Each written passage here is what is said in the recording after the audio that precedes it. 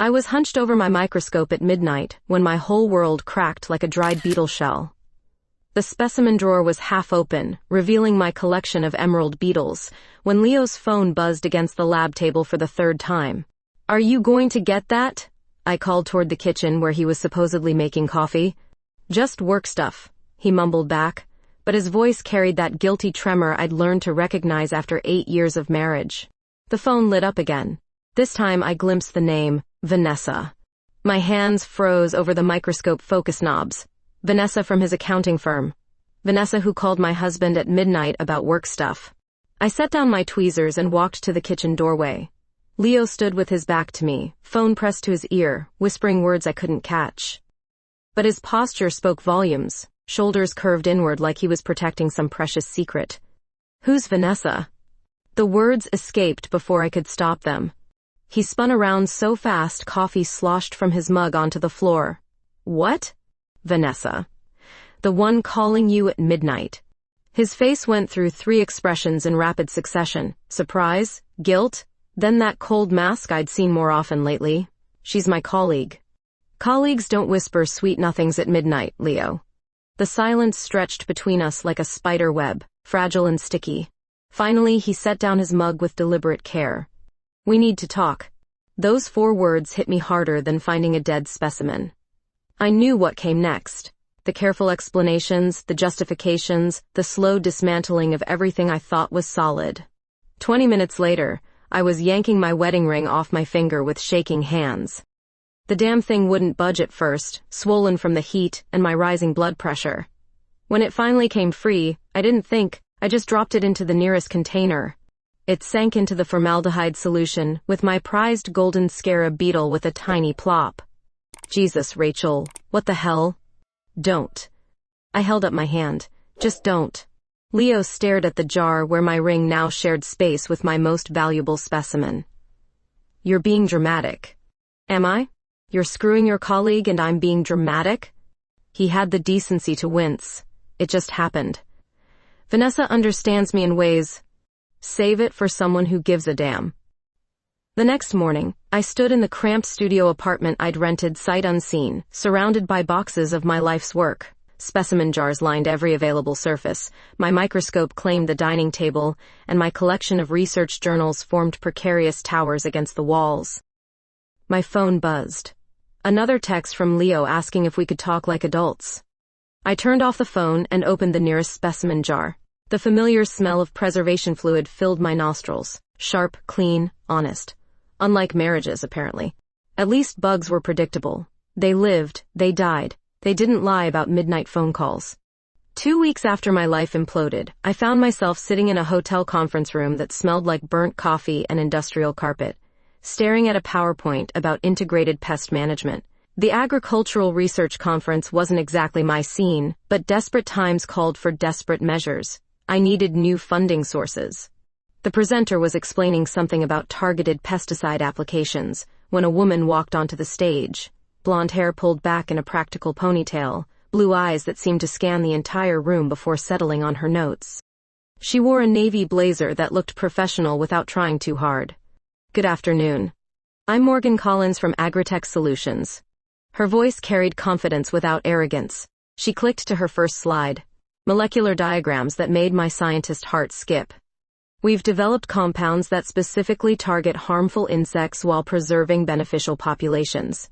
I leaned forward despite myself. This was exactly the kind of research that could complement my work on beetle ecology. "Traditional broad-spectrum pesticides are like using a sledgehammer when you need a scalpel," Morgan continued. "Our targeted approach maintains ecosystem balance." Someone in the front row raised their hand. "What about resistance development?" "Excellent question." Morgan smiled, and something about that expression made me pay closer attention. "We've studied resistance patterns extensively. Dr. Chen's work at Berkeley has been particularly influential." I knew Chen's work inside and out. This woman wasn't just spouting marketing speak. She understood the science. When the session ended, I made my way toward the coffee station, balancing my notebook and bag while trying to pour the burnt-smelling liquid into a paper cup. The caffeine was necessary even if the taste was questionable. "Careful with that." I looked up to see Morgan Collins standing beside me, reaching for a cup. Up close, her eyes were even bluer, and I caught a faint scent of something citrusy. Her perfume or shampoo. "The coffee or the career change?" I asked, then immediately regretted it. Too personal for a first conversation. Morgan raised an eyebrow. "Career change?" "I'm an entomologist, beetles specifically, not exactly agriculture." "Ah." She nodded thoughtfully. "But beetles are crucial to agricultural ecosystems, decomposition, soil aeration, pest control." She paused. "Dr. Rachel Price, right? Your paper on ground beetle diversity was brilliant." My coffee cup stopped halfway to my lips. "You know my work? Your research on beneficial predator populations directly impacts what we do. We can't develop smart pesticides without understanding which insects to protect." Heat rose in my cheeks. When was the last time anyone, had actually read my research and understood its implications? "I have some thoughts about your resistance data," I said before I could second-guess myself.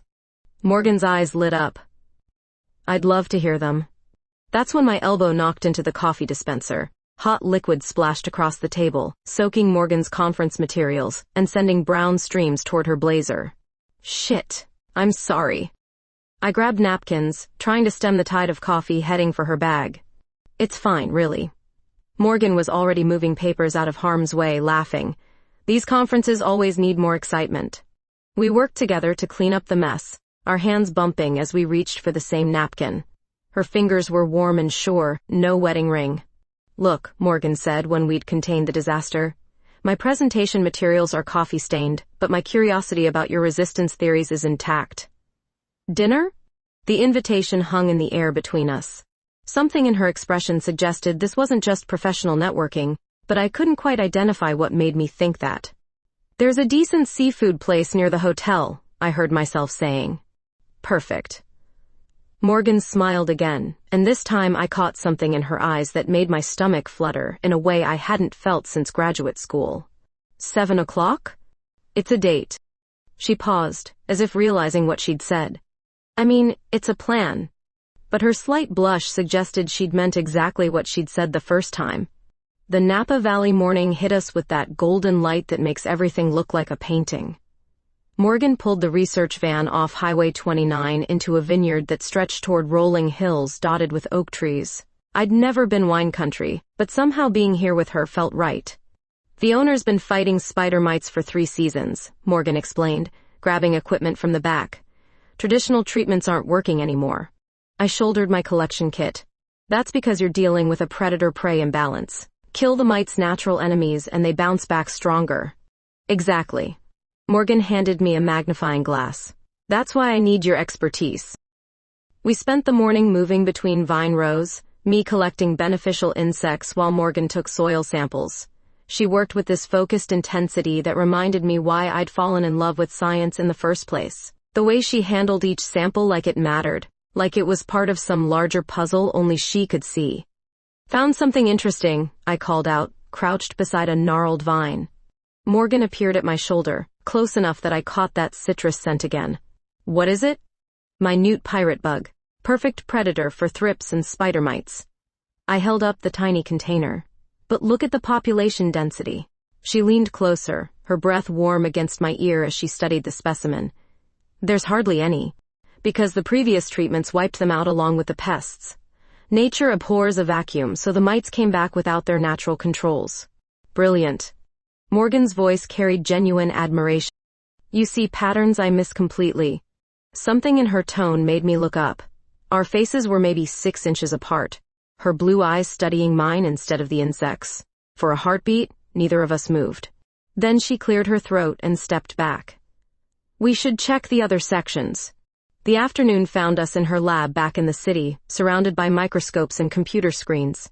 Morgan had changed into jeans and a soft gray sweater that made her eyes look like sea glass. She moved around the lab with easy familiarity, pulling up data files and preparing slides. "Coffee?" she asked, starting a machine that looked like it belonged in a high-end cafe. "Please. But after today's disaster, maybe keep me away from anything spillable." She laughed, the sound filling the quiet lab. "I have reliable hands. Trust me." Trust. The word hit me unexpectedly. When was the last time I'd trusted anyone? Leo had shattered that instinct pretty thoroughly. Here. Morgan handed me a mug of coffee that actually smelled good. Fair trade, single origin. Life's too short for conference room swill. I took a sip. Rich, smooth, with hints of chocolate. This is dangerous. How so? I might get spoiled. Start expecting decent coffee everywhere. Morgan settled into the chair beside mine, pulling up microscopy images on her computer. Some things are worth being spoiled by. We spent the next 2 hours analyzing samples, our conversation flowing between scientific observations and personal tangents. Morgan had grown up on a farm in Oregon, studied chemistry at Stanford, spent 2 years in graduate school before realizing she wanted to solve real-world problems instead of theoretical ones. "What about you?" she asked, adjusting the microscope focus. "Always bugs? Since I was 7. Found a beetle collection in my grandmother's attic and became obsessed." I paused, realizing I was about to venture into dangerous territory. My ex-husband never understood the fascination. Ex-husband. Morgan's voice was carefully neutral. Recently ex. Very recently. Morgan nodded thoughtfully, not pushing for details. His loss. Something in the way she said it, not pitying or sympathetic but matter-of-fact, made my chest tighten. Like she saw value in me that Leo had missed. "Can I ask you something?" The words escaped before I could stop them. "Sure. The way you talked about my research earlier, you really read all those papers. They're incredibly niche." Morgan turned from the microscope to face me fully. "I read everything that matters to my work. Your research on predator-prey dynamics has influenced every project I've done for the past 3 years. But why?" She was quiet for a long moment, her fingers tracing patterns on the lab bench. "Because you ask the right questions. Most people see bugs as problems to eliminate. You see them as part of something larger, more complex." The intensity in her voice made something flutter in my stomach. This wasn't just professional admiration. "Morgan." "Yeah? Thank you for seeing that." She smiled, and this time I was certain. There was something in her expression that had nothing to do with science and everything to do with the way she was looking at me. Outside, the San Francisco fog was rolling in like a gray blanket, but inside the lab, everything felt warm and bright and full of possibilities I wasn't quite ready to name. 3 weeks into our research collaboration, Morgan invited me to her apartment for dinner. "Better than another lab pizza," she'd said with that smile that made my pulse skip. I'd agreed before my brain could catalog all the reasons this might be complicated. Her building was in the Mission, one of those converted warehouses with exposed brick and industrial fixtures. I climbed 3 flights carrying a bottle of wine that had cost more than I usually spent on groceries. Morgan answered the door in dark jeans and a wine-colored blouse that brought out the blue in her eyes. "You found it. GPS helps." I handed her the wine, trying not to notice how the soft fabric of her shirt moved as she accepted it. Her apartment was nothing like I'd expected. Where I'd imagined sterile modern furniture, there were warm colors and comfortable chaos. Books overflowing from shelves, botanical prints on the walls, and in the corner, a collection of framed photographs that made my breath catch. 2 women, at what looked like a pride parade, arms around each other, laughing. Morgan with her arm around a brunette at a restaurant, both wearing rings but not wedding bands. Morgan dancing with another woman at what appeared to be a commitment ceremony. "Those are beautiful," I managed, though my voice sounded strange to my own ears. Morgan followed my gaze and smiled softly. "My ex, Sarah. We were together for 4 years. Ex-girlfriend, not boyfriend." The realization hit me like cold water and warm honey simultaneously. Everything clicked into place. The way Morgan looked at me, the careful attention to my research, the invitation that felt like more than professional courtesy. "Oh, it was all I could manage." "Does that surprise you?" Morgan asked gently. "No, yes, maybe." I set down my purse with unsteady hands. "I've never really thought about... I just got divorced from my husband." "I know." Morgan moved to the kitchen, giving me space to process. "Would you like some wine?" I nodded, grateful for the distraction. The kitchen smelled like garlic and rosemary, something bubbling on the stove that made my stomach rumble despite the nervous energy coursing through me. Rachel Morgan handed me a glass of red wine. "We're just having dinner. Nothing has to be complicated." But it was complicated, The way my eyes kept drifting to her lips when she talked, the flutter in my stomach when our fingers brushed reaching for the same serving spoon, the realization that I'd been subconsciously comparing every interaction with her to my marriage, and finding Leo wanting. "Tell me about Sarah," I said over dinner, needing to understand this part of Morgan's life. "She's a landscape architect. We met at a conference about sustainable agriculture." Morgan's expression grew thoughtful. "We wanted different things ultimately. She needed more certainty than I could give." "What kind of certainty?" "Marriage, kids. The whole conventional package, just with 2 women instead of 1 woman and 1 man." Morgan took a sip of wine. "I wasn't ready for that level of commitment." "And now?" Morgan studied me across the candlelit table. "Now I think I was waiting for the right person to want those things with." The weight of her words settled between us like a living thing. I found myself studying her face, the way the candlelight caught the gold threads in her blonde hair, the gentle curve of her mouth, the directness of her gaze. "Morgan." "Yeah?" "I don't know what I'm doing." She reached across the table and covered my hand with hers.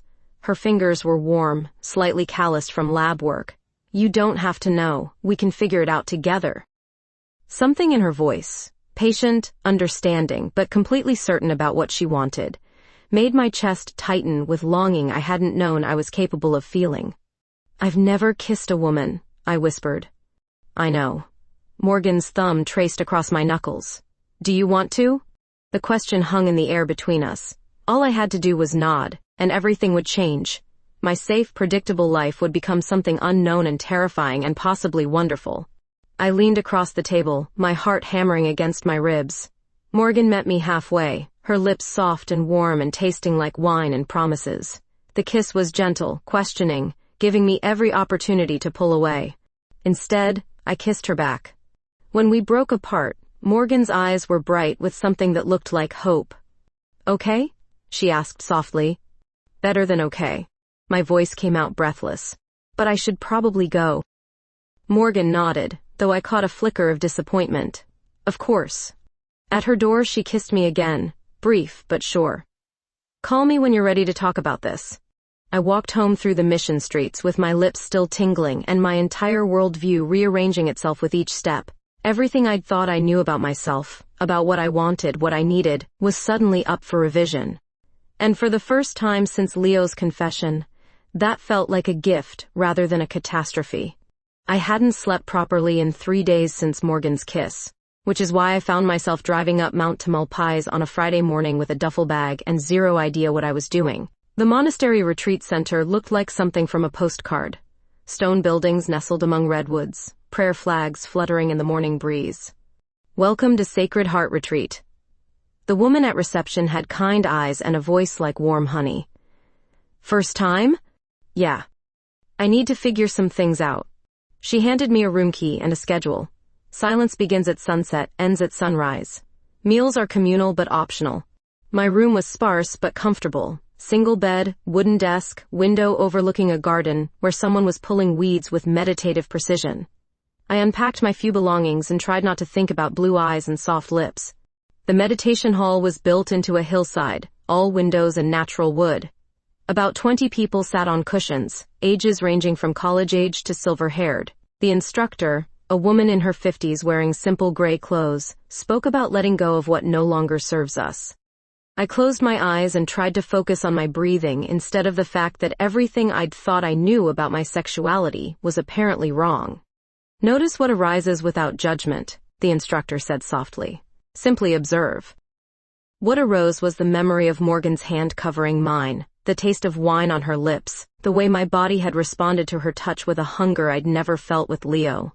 After the session, I walked the garden paths trying to make sense of the chaos in my head. The afternoon sun filtered through oak leaves, casting dancing shadows on the gravel. Other retreatants moved quietly through the space, faces peaceful in a way I envied. "Excuse me." I turned to find a blonde woman in jeans and a Stanford sweatshirt standing behind me, looking as surprised as I felt. "Morgan? What the hell are you doing here?" "Apparently the same thing you are." She glanced around nervously. "This is awkward." "Did you follow me?" "What? No!" Morgan looked genuinely offended. "I've had this retreat booked for months. My therapist recommended it after Sarah and I broke up." We stared at each other for a long moment.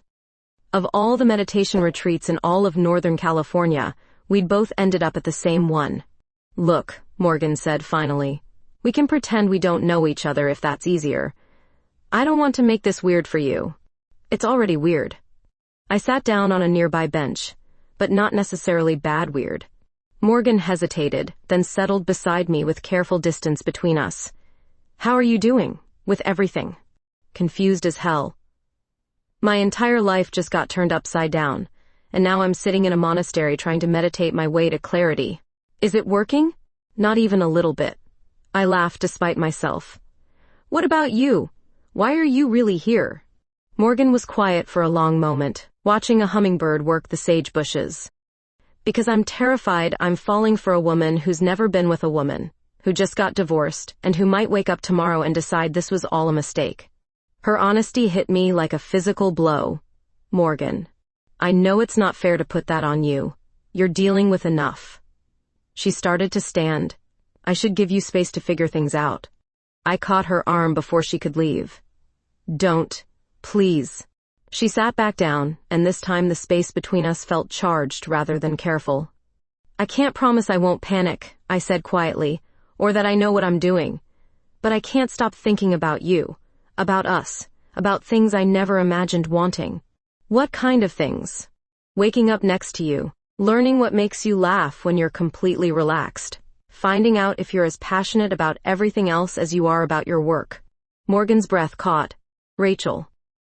The evening meditation was supposed to be about gratitude, but all I could think about was the woman sitting 3 cushions away from me. When the session ended, and we filed out into the gathering dusk, Morgan caught up with me on the path back to the dormitories. Walk with me? She asked.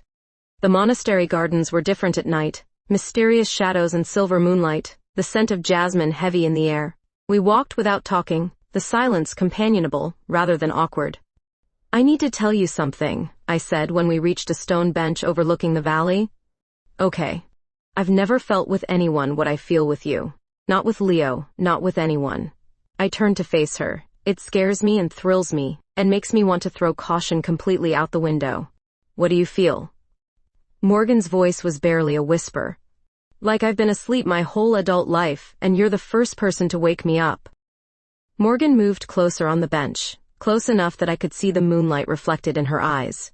Can I kiss you again? Instead of answering, I closed the distance between us. This kiss was different from the wine-flavored exploration at her apartment. Hungrier, more certain, full of 3 days' worth of pent-up longing. Morgan's hands found my face, thumbs stroking along my cheekbones as our mouths moved together. When we broke apart, we were both breathless. Okay, I whispered against her lips. I'm officially awake. 2 weeks after the retreat, I was wandering through green apple books trying to find something to distract myself from thoughts of Morgan, when I heard a familiar voice arguing about pesticide policy. The independent bookstore on Clement Street was hosting their monthly science writing discussion group, and apparently Morgan was there making passionate points about agricultural regulations. Carson's critique of DDT wasn't anti-science, she was saying to a bearded man holding a paperback. It was pro-ecosystem balance. I ducked behind the travel section, heart hammering. We'd texted sporadically since Mount Tamalpais but hadn't seen each other in person. Cowardly of me, maybe, but everything felt too intense, too fast. But Silent Spring led to policies that actually increased pesticide use in some regions, the bearded man countered. Only because industry adapted without addressing the core problem, Morgan shot back. Targeted compounds versus broad-spectrum applications. Before I could sneak out, the moderator called for everyone to grab coffee and find seats. I found myself trapped in a circle of folding chairs, directly across from Morgan, who was staring at me with an expression of amused surprise. Everyone here? The moderator, a woman in her 60s with silver-streaked hair, smiled around the group. Tonight we're discussing Rachel Carson's Silent Spring and its lasting impact. Let's start with first impressions. The bearded man launched into a critique about fear-mongering and economic impacts. A graduate student defended Carson's methodology. An older woman talked about growing up when DDT trucks sprayed neighborhoods and kids ran behind them like ice cream trucks. What about you? The moderator looked directly at me. You've been quiet. I'm an entomologist, I said, feeling everyone's attention focus on me. Carson understood something most people miss. You can't separate pest control from ecosystem health. Every species exists in relationship to others. Exactly. Morgan leaned forward, eyes bright with engagement. Industrial agriculture treats symptoms, not root causes. But without effective pesticides, we'd have massive crop failures, the bearded man insisted. That assumes current monoculture practices are the only option, I replied, finding my footing in familiar territory. Biodiversity creates natural pest control systems. Morgan nodded enthusiastically. Integrated pest management preserves beneficial insects while targeting actual problems. For the next hour, we found ourselves tag-teaming arguments, finishing each other's thoughts, building on each other's points with the kind of intellectual chemistry I'd only dreamed about. The other discussion members gradually fell silent, watching our exchange like a tennis match. You two seem to have this figured out, the moderator said with a knowing smile. Perhaps we should wrap up and let others share thoughts over coffee. As the group dispersed, Morgan approached my chair.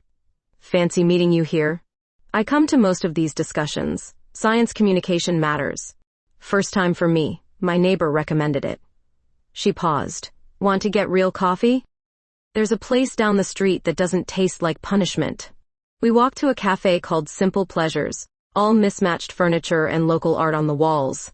Morgan ordered something complicated with oat milk while I stuck with black coffee. You were brilliant in there, she said, settling into a worn velvet armchair. The way you connected Carson's work to modern biodiversity research. So were you. That point about regulatory capture was perfect. We talked for another hour about science policy, research funding, the challenges of communicating complex ideas to general audiences. But underneath the professional conversation, I was hyper-aware of everything else. The way Morgan tucked her hair behind her ear when she was thinking, how her eyes lit up when I made a point she hadn't considered. Rachel Morgan's voice grew serious. Can we talk about the other night? My stomach fluttered. What about it? I don't want to pressure you, but I also don't want to pretend it didn't happen. I stared into my coffee cup, gathering courage. I haven't been able to stop thinking about it. Good thoughts or panic thoughts? Both. I looked up to meet her eyes. Mostly good thoughts.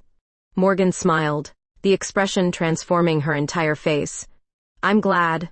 Morgan, I need you to know, I've never done this before, any of this. Dating someone so soon after divorce. Dating a woman. Dating someone I work with. We don't have to call it dating if that makes it easier. What would we call it? Figuring it out together. She leaned forward slightly. No labels, no pressure, no expectations beyond seeing where this goes. The simple honesty of it made something tight in my chest loosen. I'd like that. Yeah? Instead of answering with words, I reached across the small table and took her hand.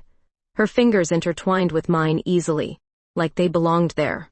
There's something else, I said, my pulse quickening with the decision I was making. I don't want to figure it out over coffee dates and professional conversations. Morgan's thumb stroked across my knuckles. What do you want? I want to take you home, tonight, and see what happens when we stop overthinking everything.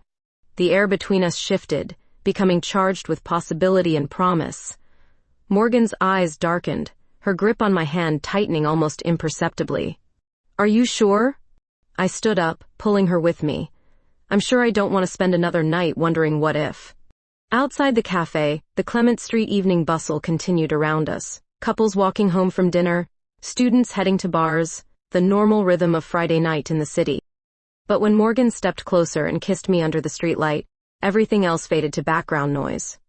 This kiss was different from the gentle exploration at the monastery. It carried intent, desire, the weight of a decision we were making together. When we broke apart, Morgan's cheeks were flushed and her breathing was uneven. Your place or mine? She asked softly. Mine's closer. My apartment had never felt smaller than it did with Morgan standing in the middle of my living room, looking at the specimen jars and research papers scattered everywhere. In the soft lamplight, her hair caught gold highlights, and her expression was both nervous and determined. Sorry about the chaos, I said, suddenly seeing the space through her eyes. The unmade bed visible through the bedroom doorway, the stack of divorce papers on the kitchen counter. It looks like a working scientist's place. Morgan moved closer, studying the beetle collection on my bookshelf. It's perfect. I poured 2 glasses of wine with slightly shaking hands, trying to process what was happening. 3 months ago I'd been married to a man, living a life I thought I understood. Now I was about to cross a line that would change everything. Having second thoughts? Morgan asked gently, accepting her glass. Third and fourth thoughts, but not doubts. She smiled. What's the difference? Doubts would make me want to run. Thoughts are just my brain trying to catch up with what my heart already knows. Morgan set down her wine and moved closer. And what does your heart know? That I've never wanted anyone the way I want you. The admission hung between us, honest and vulnerable. Morgan reached up to touch my face, her thumb tracing along my cheekbone. I've wanted you since that first conference, she whispered. Even before I understood what that meant for you.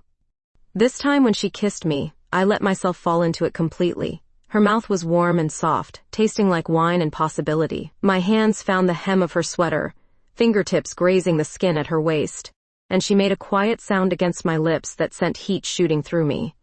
Bedroom? I managed between kisses. We moved through my small apartment still connected, pausing to press each other against walls, hands exploring with growing boldness. By the time we reached my bed, my heart was racing and my body was responding in ways I'd never experienced. Morgan pulled back slightly, her eyes searching my face. We can go slow as you need. I don't want slow. The words came out breathier than I intended. I want you. What followed was gentle and exploratory, Morgan patient as I discovered what it meant to touch and be touched by someone who understood my body from the inside. Every kiss revealed something new about desire, about pleasure, about the difference between going through motions and actually feeling alive. When she whispered my name against my shoulder, it sounded like a prayer and a promise wrapped together. Afterward, we lay tangled in sheets and moonlight, Morgan's head on my chest, my fingers combing through her hair. The silence was comfortable, filled with the kind of contentment I'd never found with Leo. No regrets? Morgan asked softly. Only that we waited this long. She lifted her head to look at me. Really? Really. I traced the curve of her jaw. Though I should probably warn you, I have no idea how to do this. The whole lesbian thing. Morgan laughed. There's no handbook. You just figure out what works for you. What if people at work notice? What if my family asks questions I can't answer? Then we'll deal with it together. She pressed a kiss to my collarbone. But first, maybe we focus on us. The next morning, I woke to the smell of coffee and the sound of Morgan humming in my kitchen. She'd borrowed one of my oversized t-shirts, and seeing her there making breakfast in my space felt surprisingly natural. Good morning, beautiful. She handed me a mug of perfectly brewed coffee. I could get used to this. I hope you do. We spent the weekend in my apartment, talking and touching and discovering each other's rhythms. Morgan told me about growing up on her family's farm, about choosing chemistry over agricultural management because she wanted to solve problems rather than just inherit them. I shared stories about my grandmother's beetle collection, about choosing bugs over people because insects were more predictable. Were they? Morgan asked, curled against my side Sunday afternoon. More predictable? Until recently. I looked down at her. You've pretty much destroyed my ability to predict anything about my life. Good. She kissed my neck. Predictable is overrated. Sunday evening brought the return of reality. Morgan had work Monday, I had classes to teach. We'd have to figure out how to navigate this new thing between us and the real world. I don't want this to end, I said as she gathered her clothes. It doesn't have to end. It just has to evolve. At my door, she kissed me with the kind of thorough attention that made my knees weak. Call me tomorrow? Try to stop me. After she left, my apartment felt different, not empty, but full of possibilities I'd never imagined. I made dinner and graded papers, normal Sunday activities that felt completely transformed by the weekend we'd shared. My phone buzzed. A text from Morgan. Thank you for the most perfect weekend of my life. I typed back. Thank you for showing me what I was missing. Her response came immediately. This is just the beginning. Looking around my apartment, our wine glasses still on the counter, the impression of her head still visible on my pillow. I believed her. Whatever came next, we'd figure it out together. And for the first time since Leo's confession, The future felt full of promise instead of uncertainty. 3 weeks after our perfect weekend, I was standing at my office window watching fog roll across the campus when Dr. Patricia Chen knocked on my door. Patricia had been my department mentor for 5 years, which made her concerned frown particularly unsettling. "Rachel, do you have a minute?" I gestured to the chair across from my desk, still cluttered with Morgan's research data and our collaborative notes. "What's up?" Patricia settled herself carefully, the way she did when delivering difficult news. "I've been hearing rumors about you and Morgan Collins from Agritech." My chest tightened. "What kind of rumors?" "That you're spending a lot of time together, that your research partnership has become something more personal." She paused. "Is that true?" The question hung in the air like a trap. Lying felt wrong, but the truth carried risks I wasn't sure I was ready for. "We're collaborating on integrated pest management research." "Rachel."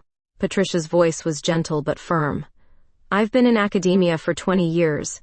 I know the difference between professional collaboration and personal involvement." I sank into my desk chair, defeat settling over me. "Yes, we're seeing each other." "How recently divorced are you?" 4 months. Patricia winced. "And how long have you been involved with women?" "About 3 weeks." The admission felt both liberating and terrifying. "Oh, honey." Patricia leaned forward, her expression mixing concern with something that looked like sympathy. "You're having a classic rebound crisis with added sexual identity confusion." "It's not confusion," I said more sharply than I intended. "I know what I feel." "I'm sure you do.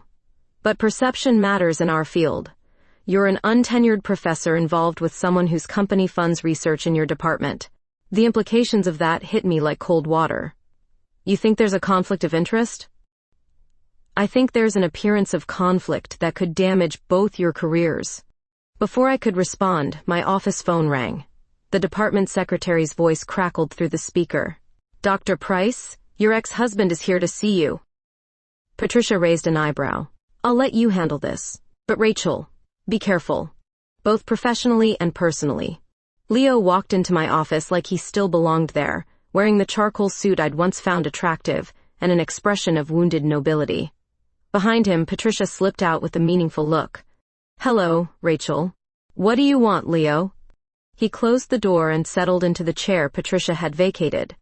"I want to talk about us." "There is no us anymore.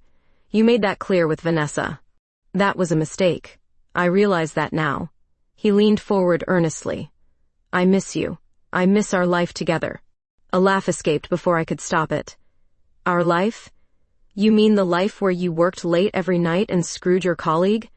Leo's jaw tightened. "I heard you're seeing someone new, some woman from that agricultural conference." The way he said "woman" carried a weight of implications that made my skin crawl. "How did you hear that?" "People talk. Your landlord mentioned seeing you with someone frequently." I stood up, anger flooding through me. "Have you been checking up on me?" "I'm concerned about you. This whole lesbian thing, it's obviously some kind of crisis response to our divorce. Don't you dare analyze my sexuality like it's a psychological symptom." "Come on, Rachel. You were married to a man for 8 years. Now suddenly you're gay?" It's clearly a reaction to feeling betrayed. Something inside me snapped. You know what the reaction to feeling betrayed was? Filing for divorce. Everything else is about discovering who I actually am when I'm not trying to fit into your narrow idea of what a wife should be. Leo's expression grew calculated. "So this woman, Morgan, she's helping you discover yourself?" "Leave Morgan out of this." "Is she the reason you won't consider reconciling?" "No, Leo, you're the reason. Your lies, your cheating, your complete inability to see me as anything other than an accessory to your life."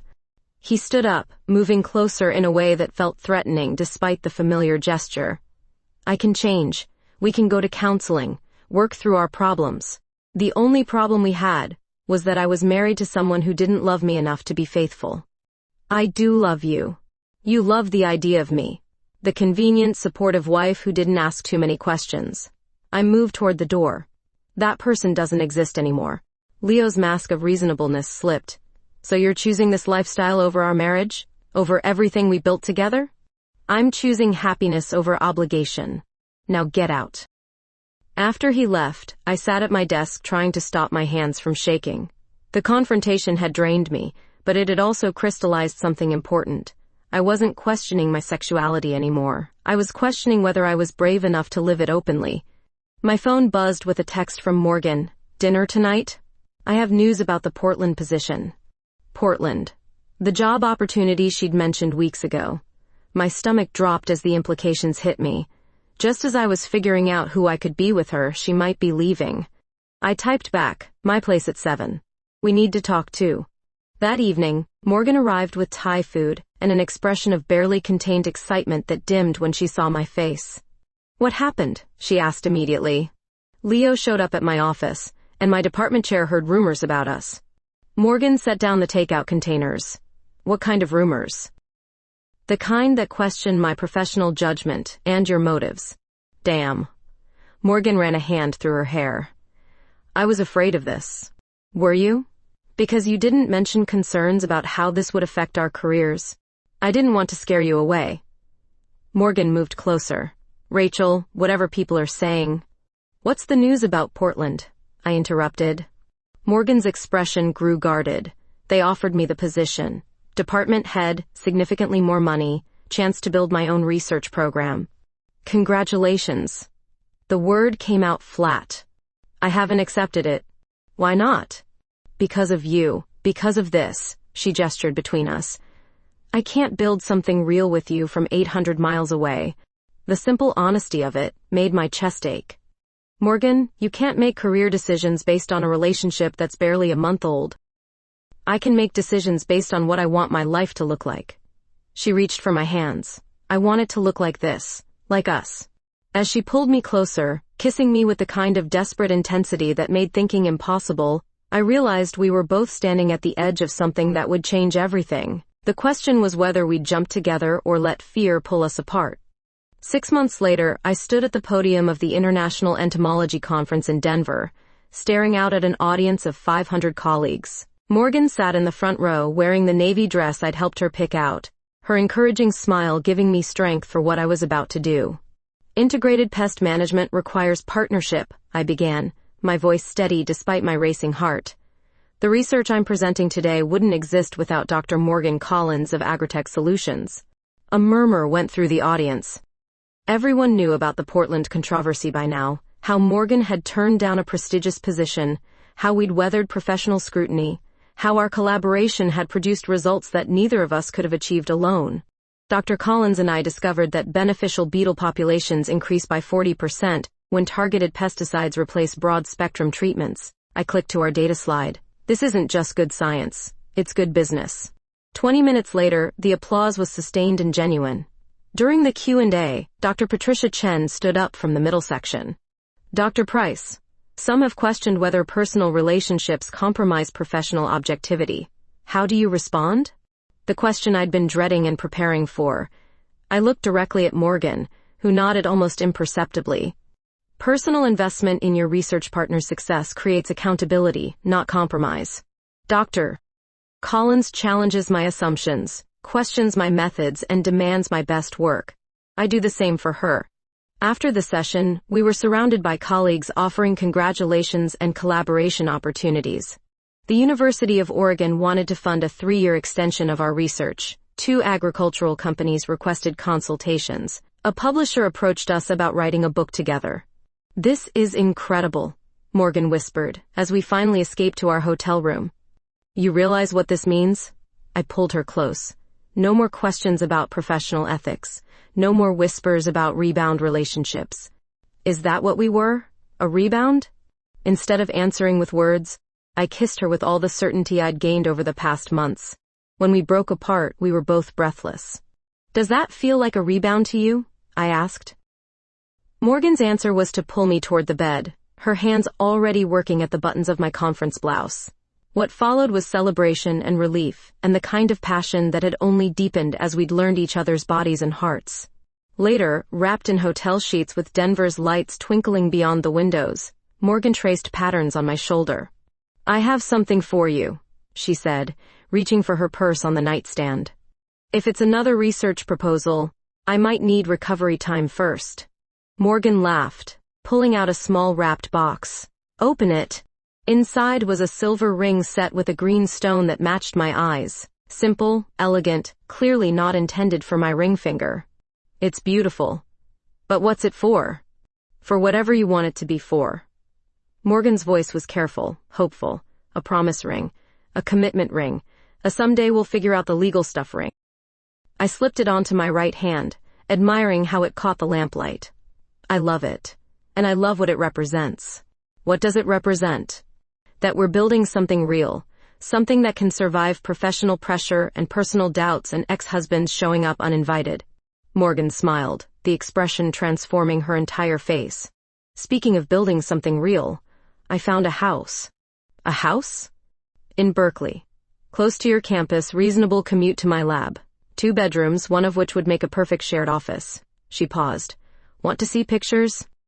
As Morgan scrolled through photos on her phone, hardwood floors, big windows, a garden perfect for studying beneficial insects, I realized this was what happiness felt like. Not the desperate chase of trying to fix something broken, but the quiet satisfaction of building something new.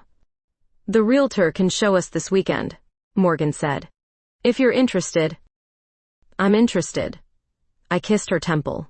"In the house, in the shared office, in whatever comes next. Even if what comes next includes book tours and research trips, and me leaving socks all over the bedroom floor? Especially then." Morgan set aside her phone and turned to face me fully. "Rachel Price, are you saying you want to live with me?" "I'm saying I want to build a life with you. The messy, complicated, beautiful kind of life where we fight about whose turn it is to do dishes and celebrate each other's successes and figure out how to be professional colleagues and domestic partners at the same time." "That sounds perfect." As Morgan kissed me again, I thought about how far I'd come from that night, 8 months ago, when I dropped my wedding ring into a specimen jar. That woman had been broken, lost, defined by what she wasn't anymore. This woman, the one kissing her girlfriend in a hotel room after presenting groundbreaking research to international acclaim, knew exactly who she was. I was Dr. Rachel Price, beetle expert and innovative agriculturalist. I was a woman who discovered love in the most unexpected place and had the courage to build a life around it. I was someone who'd learned that the best partnerships, whether professional or personal, were built on mutual respect, shared passion, and the willingness to challenge each other toward excellence. And I was completely, perfectly, authentically myself for the first time in my life.